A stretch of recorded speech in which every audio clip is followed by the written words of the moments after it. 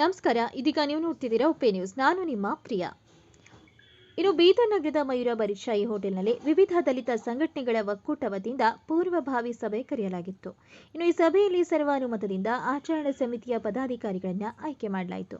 ಇನ್ನು ಬರುವಂತಹ ಜನವರಿ 26ರಂದು ಬೀದರ್ ನಗರದ ಡಾಕ್ಟರ್ ಬಿಆರ್ ಅಂಬೇಡ್ಕರ್ ವೃತ್ತದ ಐಬಿ ಹತ್ರ ಸಂವಿಧಾನ ಜಾರಿ ದಿನದ ಪ್ರಯುಕ್ತವಾಗಿ ಸಂವಿಧಾನ ರಕ್ಷಣಾ ಮತ್ತು ಪ್ರಜಾಪ್ರಭುತ್ವದ ಉಳಿವಿಗಾಗಿ ಜನಜಾಗೃತಿ ಬೃಹತ್ ಬಹಿರಂಗ ಸಭೆಯನ್ನು ಆಯೋಜಿಸಲಾಗಿತ್ತು.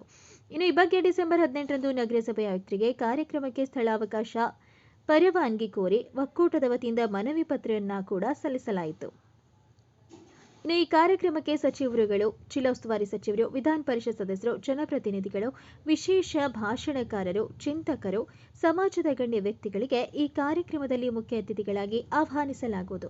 ಇನ್ನು ಈ ಕಾರ್ಯಕ್ರಮ ಯಶಸ್ವಿಯಾಗಿ ಕಾರ್ಯನಿರ್ವಹಿಸಲು ಆಚರಣಾ ಸಮಿತಿಯ ಗೌರವಾಧ್ಯಕ್ಷರನ್ನಾಗಿ ಸಂಜಯ್ ಭೋಸ್ಲೆ, ಕಾರ್ಯಾಧ್ಯಕ್ಷರನ್ನಾಗಿ ರಾಜ್ಕುಮಾರ್ ಗುನ್ನಳ್ಳಿ, ಉಪಾಧ್ಯಕ್ಷರನ್ನಾಗಿ ರಾಘವೇಂದ್ರ ಮೇನ್ಕೆರ, ಅಭಿಲಾಷ್ ಶಿಂದೆ, ಗೌತಮ್ ಭೋಸ್ಲೆ, ನಿತೀಶ್ ಉಪ್ಪೆ, ಅರವಿಂದ್ ದಯಾಳ್, ಜಗನ್ನಾಥ್ ಹೊನ್ನ, ಪ್ರಧಾನ ಕಾರ್ಯದರ್ಶಿಯನ್ನಾಗಿ ಅಂಬೇಡ್ಕರ್ ಸಾಗರ್, ಖಜಾಂಚಿಯನ್ನಾಗಿ ನರಸಿಂಗ್ ಸಾಮ್ರಾಟ್, ಕಾರ್ಯದರ್ಶಿಯನ್ನಾಗಿ ರಾಜ್ಕುಮಾರ್ ಭಾವಿಕಟ್ಟಿ, ದಶರಥ್ ರತ್ನಾಕರ್, ಸುನಿಲ್ ಸಂಗಮ್, ಅಂಬಾದಾಸ್ ಸೋನಿ, ಸಂಘಟನಾ ಕಾರ್ಯದರ್ಶಿಯನ್ನಾಗಿ ಪವನ್ ಗಾಯಕ್ವಾಡ್, ತುಕಾರಾಂ ಬೌದ್ಧ, ದೇವೇಂದ್ರೇಶ್ ಶರ್ಮಾ, ಮಲ್ಲಿಕಾರ್ಜುನ್ ಶಿಲಾ, ಸ್ವರೂಪ್ ಶಿಂದೆ, ಶಂಸಾನ್ ಭಾವಿಕಟ್ಟಿ, ರಾಜ್ಕುಮಾರ್ ಜಾಧವ್, ಕುಮಾರ್ ಕಾಂತಿ ಅವರನ್ನ ಆಯ್ಕೆ ಮಾಡಲಾಗಿದೆ ಅಂತ ಅಧ್ಯಕ್ಷರಾದ ಚಂದ್ರಕಾಂತ್ ನಿರಾಟೆ ಅವರು, ರಾಜ್ಕುಮಾರ್ ಗೊನ್ನಳ್ಳಿ ಅವರು ಮಾತನಾಡಿದರು.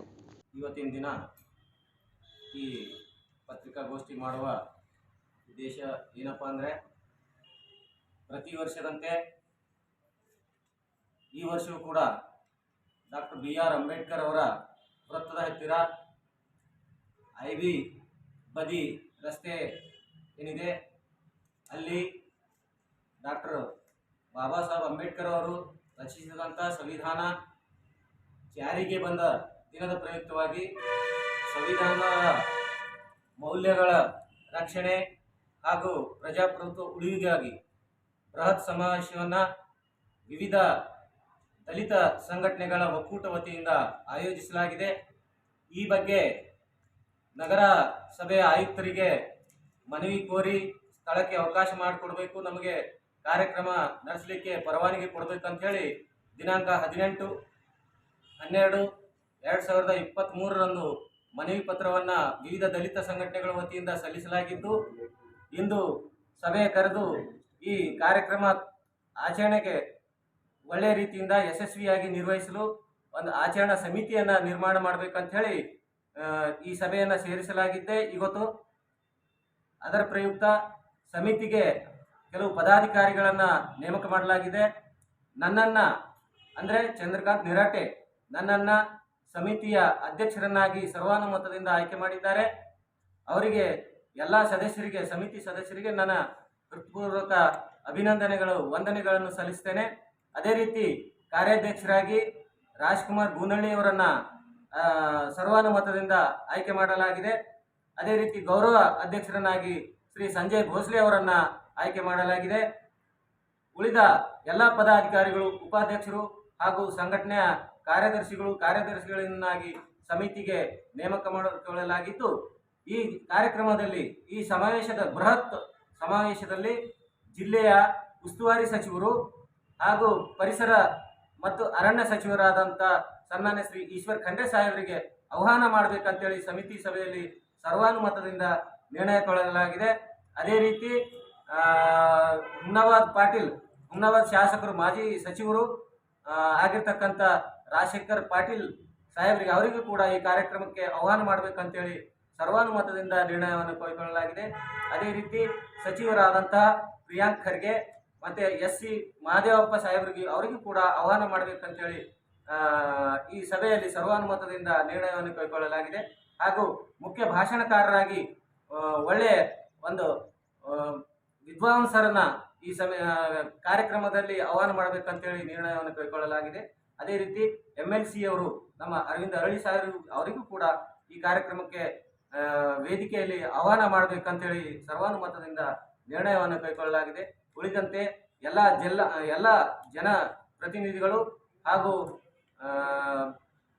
ಹೋರಾಟಗಾರರು, ಆಮೇಲೆ ವಿದ್ವಾಂಸರು, ಅಂಬೇಡ್ಕರ್ ಅಭಿಮಾನಿಗಳು ಎಲ್ಲರಿಗೂ ಕೂಡ ಈ ವೇದಿಕೆಯಲ್ಲಿ ಈ ಕಾರ್ಯಕ್ರಮಕ್ಕೆ ಮುಖ್ಯ ಅತಿಥಿಗಳಾಗಿ ಆಹ್ವಾನ ಮಾಡಬೇಕಂತೇಳಿ ಸರ್ವಾನುಮತದಿಂದ ಇಂದು ನಿರ್ಣಯವನ್ನು ಕೈಗೊಳ್ಳಲಾಗಿದ್ದು, ಈ ಬಗ್ಗೆ ಪತ್ರಿಕಾ ಪ್ರಕಟಣೆ ಮೂಲಕ ನಾನು ಮನವಿ ಮಾಡಿಕೊಳ್ಳೋದೇನೆಂದರೆ, ಮುಂದೆ ಬರ್ತಕ್ಕಂಥ ಈಗ ಜನವರಿ 26ನೇ ತಾರೀಕು ಅಂಬೇಡ್ಕರ್ ಸರ್ಕಲ್ ನಲ್ಲಿ ಸಾಯಂಕಾಲ 4 ಗಂಟೆಗೆ ಕಾರ್ಯಕ್ರಮವನ್ನು ಆಯೋಜನೆ ಮಾಡಲಾಗಿದೆ. ಈ ಕಾರ್ಯಕ್ರಮದಲ್ಲಿ ಬೀದರ್ ಜಿಲ್ಲೆಯ ವಿವಿಧ ಎಲ್ಲ ಪ್ರಗತಿಪರ ಸಂಘಟನೆಗಳ ಮುಖಂಡರು, ಆಮೇಲೆ ಅಂಬೇಡ್ಕರ್ ಅಭಿಮಾನಿಗಳು, ಸ್ವಾಭಿಮಾನಿಗಳು, ಆಮೇಲೆ ಚಿಂತಕರು, ಪ್ರಗತಿಪರ ಹೋರಾಟಗಾರರು, ಮಹಿಳೆಯರು, ಮಕ್ಕಳು, ವಿದ್ಯಾರ್ಥಿಗಳು ಎಲ್ಲರೂ ಕೂಡ ಈ ಕಾರ್ಯಕ್ರಮದಲ್ಲಿ ಬೀದರ್ ನಗರದ ಅಂಬೇಡ್ಕರ್ ಸರ್ಕಲ್ ಹತ್ತಿರ ಏನು 26ನೇ ಜನವರಿ ಎಂದು ಕಾರ್ಯಕ್ರಮವನ್ನು ಆಯೋಜನೆ ಮಾಡಲಾಗಿದೆ. ಆ ಕಾರ್ಯಕ್ರಮಕ್ಕೆ ಹೆಚ್ಚಿನ ಸಂಖ್ಯೆಯಲ್ಲಿ ಭಾಗವಹಿಸಿ ಕಾರ್ಯಕ್ರಮವನ್ನು ಯಶಸ್ವಿ ಮಾಡಬೇಕಾಗಿ ಈ ಮೂಲಕ ನಾನು ಪತ್ರಿಕಾಗೋಷ್ಠಿಯ ಮೂಲಕ ತಿಳಿಯಪಡಿಸ್ತೇನೆ. ಚಂದ್ರಕಾಂತ್ ನಿರಾಟೆ, ಸಮಿತಿಯ ಅಧ್ಯಕ್ಷರು. ಇವತ್ತಿನ ದಿವಸ 26ನೇ ಜನವರಿ ಸಂವಿಧಾನ ಜಾರಿಯಾದ ದಿನದ ಪ್ರಯುಕ್ತ ಅಂಬೇಡ್ಕರ್ ಸರ್ಕಲ್ ಹತ್ತಿರ ವಿವಿಧ ದಲಿತ ಸಂಘಟನೆಗಳ ಒಕ್ಕೂಟದಿಂದ ಕಾರ್ಯಕ್ರಮವನ್ನು ಹಮ್ಮಿಕೊಳ್ಳಲಾಗಿದೆ. ಈ ಕಾರ್ಯಕ್ರಮಕ್ಕೆ ಡಾಕ್ಟರ್ BR ಅಂಬೇಡ್ಕರ್ ಅಭಿಮಾನಿಗಳು ಹಾಗೂ ಶಾಸಕರು, ಮಂತ್ರಿಗಳು ರಹೀಂ ಖಾನ್ ಮತ್ತು SC ಮಹದೇವಪ್ಪ ಹಾಗೂ ಪ್ರಿಯಾಂಕಾ ಖರ್ಗೆ ಮತ್ತು MLCಗಳು ಹಾಗೂ ವಿವಿಧ ಸಂಘಟನೆಯ ಪದಾಧಿಕಾರಿಗಳು ಈ ಕಾರ್ಯಕ್ರಮದಲ್ಲಿ ಭಾಗವಹಿಸಲಿದ್ದಾರೆ. ಹಾಗೂ ಹೆಚ್ಚಿನ ಸಂಖ್ಯೆಯಲ್ಲಿ ಬಂದು ಈ ಬೃಹತ್ ಬಹಿರಂಗ ಸಭೆಯಲ್ಲಿ ಕಾರ್ಯಕ್ರಮವನ್ನು ಯಶಸ್ವಿಗೊಳಿಸಬೇಕೆಂದು ಈ ಮೂಲಕ ತಮ್ಮಲ್ಲಿ ಕಳಕಳಿಯ ಮನವಿ. ಜೈ ಭೀಮ್. ನನ್ನ ಹೆಸರು ರಾಜ್ಕುಮಾರ್ ಗುಂಡಾಳಿ, ಕಾರ್ಯಕ್ರಮದ ಕಾರ್ಯಾಧ್ಯಕ್ಷ. ನಮಸ್ಕಾರ ಗೆಳೆಯರೆ. ಇವತ್ತು ಬೀದರ್ನ ಪರಿಷೆ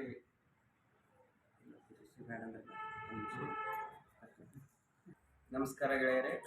ಇವತ್ತು ಬೀದರ್ನ ಬರಿಷೆ ಹೋಟೆಲ್ನ ಸಭಾಂಗಣದಲ್ಲಿ ಬರುವ 26ನೇ ಜನವರಿಯ ಪ್ರಯುಕ್ತ ಪೂರ್ವಭಾವಿ ಸಭೆಯನ್ನು ಕರೆಯಲಾಗಿತ್ತು.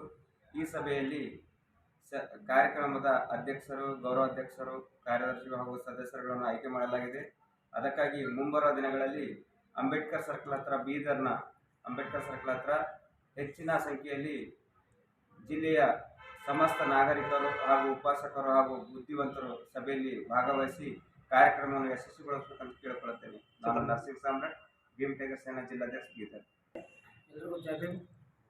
ಬರುವ ಜನವರಿ 26ರಂದು ಒಂದು ಒಳ್ಳೆಯ ಕಾರ್ಯಕ್ರಮ, ವಿವಿಧ ದಲಿತ ಸಂಘಟನಾ ಒಕ್ಕೂಟದಿಂದ ನಾವೇನು ಒಂದು ಕಾರ್ಯಕ್ರಮ ಮಾಡಬೇಕಂತೇಳಿ ಆಯೋಜನೆ ಮಾಡಿದ್ವಿ.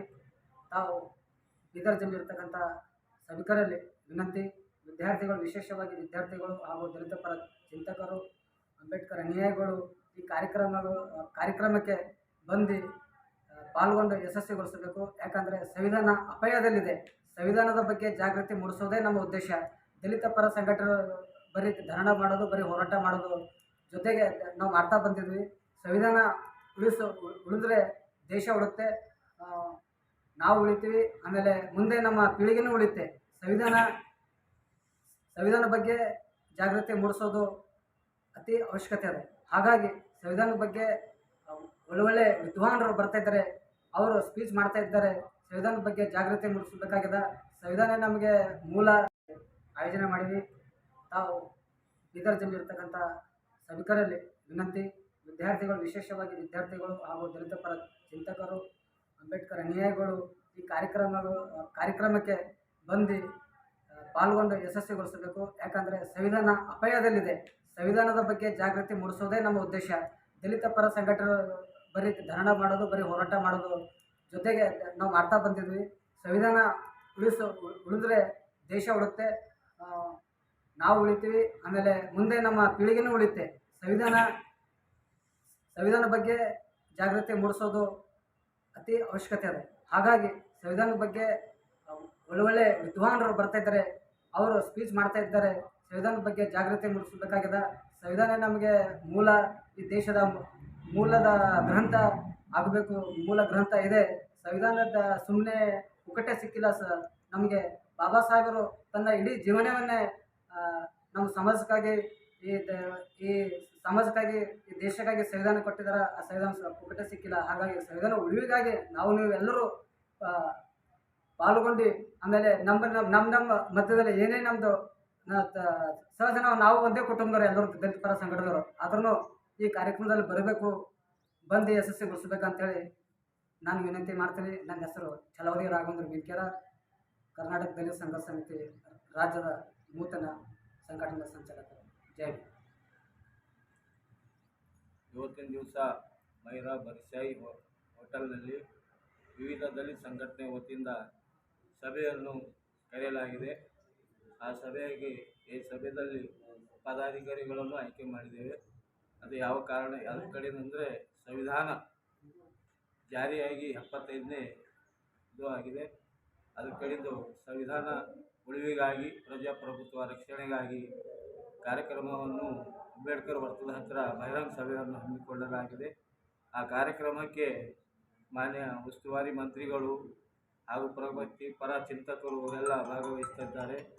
ಆದ ಕಾರಣ ಇಲ್ಲೇ ಎಲ್ಲ ದಲಿತ ಬಾಂಧವರು, ಸಂವಿಧಾನ ಅಭಿಮಾನಿಗಳು ಎಲ್ಲ ಬಂದು ಈ ಕಾರ್ಯಕ್ರಮವನ್ನು ಯಶಸ್ವಿಗೊಳಿಸಬೇಕಂತ ತಮ್ಮಲ್ಲಿ ಕೇಳಿಕೊಳ್ಳುತ್ತಾ ಇದ್ದೇವೆ. ನನ್ನ ಹೆಸರು ರಾಜ್ಕುಮಾರ್ ಭೈಕಟ್ಟಿ ಅಂತ, ರಾಷ್ಟ್ರೀಯ ನೀತಿ ಶಕ್ತಿ ಅಧ್ಯಕ್ಷರು.